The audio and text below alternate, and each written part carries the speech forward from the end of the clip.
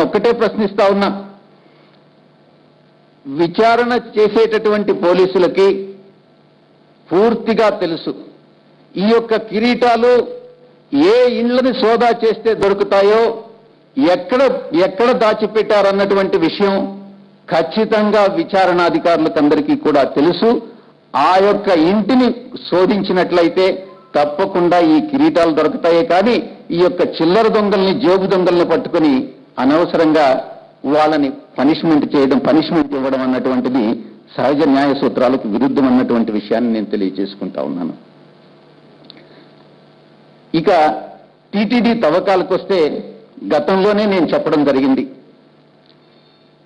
ఎంత గుప్త నిధులు బయటపడ్డాయి, ఎందుకు తవ్వకాలు చేపట్టారు, ఆ తవ్వకాల్లో మీరు ఆ యొక్క సీక్రెసీ అన్నటువంటిది ఎందుకు మెయింటైన్ చేయాల్సి వచ్చింది, ఆ గుప్త నిధులన్నీ ఎక్కడికి వెళ్ళాయి అన్నటువంటి అంశాన్ని విశాఖపట్నంలో నేను చెప్పాను.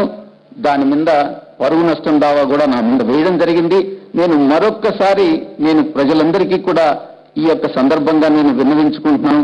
చంద్రబాబు నాయుడు ప్రభుత్వంలో దేవాలయాలకి రక్షణ లేదు అన్నటువంటి విషయాన్ని మరొక్కసారి నేను వర్ణించుకుంటా ఉన్నా. సదావర్తి భూముల్ని ఎందుకు అమ్మాల్సి వచ్చింది, ఎంతకు అమ్మాల్సి వచ్చింది, అమ్మాల్సినటువంటి అవసరం ఏమొచ్చింది అన్నటువంటి విషయం కూడా ప్రజల మనసుల్లో ఈనాటికి కూడా ఆ సందిగ్ధం అన్నటువంటిది నెలకొని ఉంది.